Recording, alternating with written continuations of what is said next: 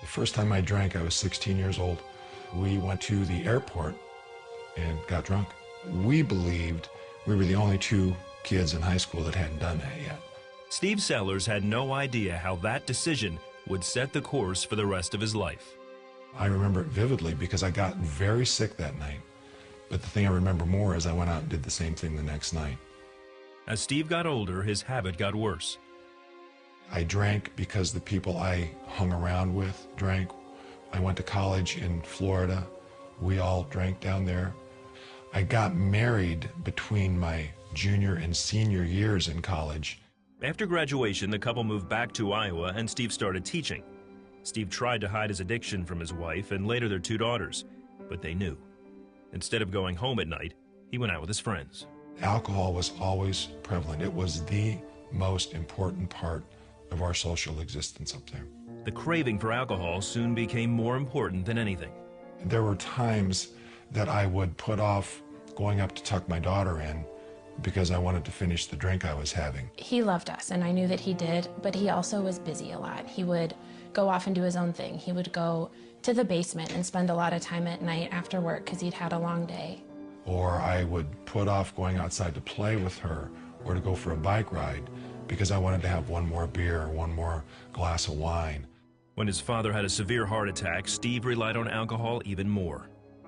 And I would stop and buy a bottle of vodka and drink it on the way to the hospital just to get myself ready to see him.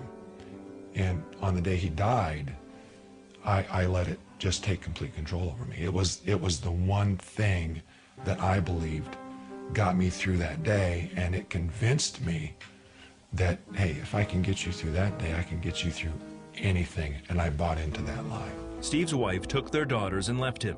She filed for divorce. His boss confronted him about his drinking and offered him a deal. And laid out a contract for me stating that you need to go have an alcohol assessment. If they tell you that you have a problem, you need to address it, complete their program, and then you can come back to work, and we will pay you while you do that. If they tell you that you don't have a problem, then everything's fine. Steve enrolled in the program but couldn't make it long without alcohol. His sister and a few other family members intervened and insisted that he go to a detox center. I was locked in. I was angry. When I got out of there, I was going to run away. You asked me at one point how important was alcohol in your life.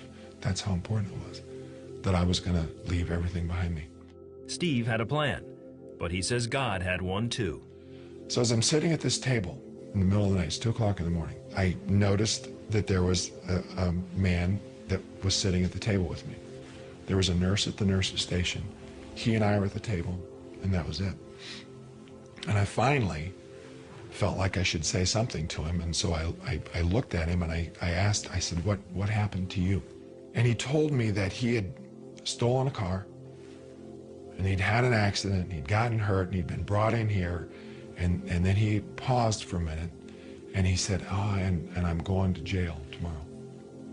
And I couldn't believe that I was sitting there with somebody like that. And I said to him, and I'm normally don't say things like this to people, but I said to him, you're sick.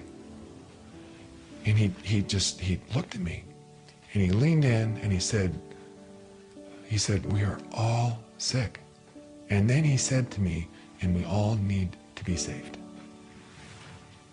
And I was overwhelmed when he said that to me.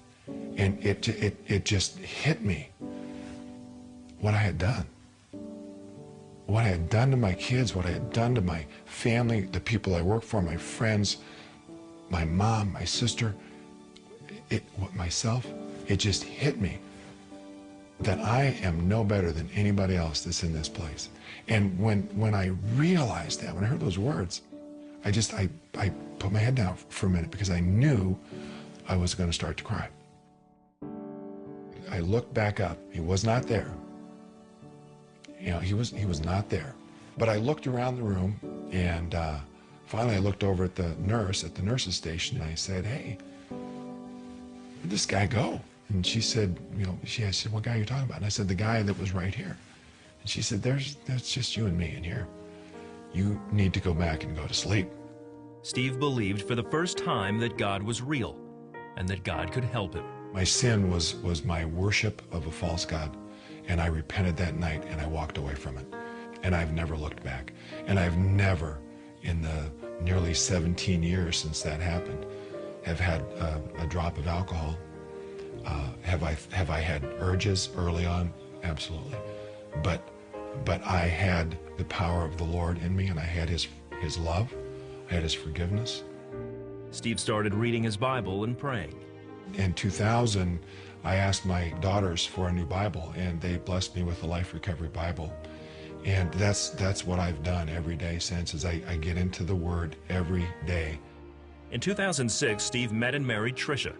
He also started Ship Recovery Ministry to help others who struggle with addictions. He wakes up every day trying to be a better husband than he was the day before, to be a better father than he was, to be a better Christ follower than he was before.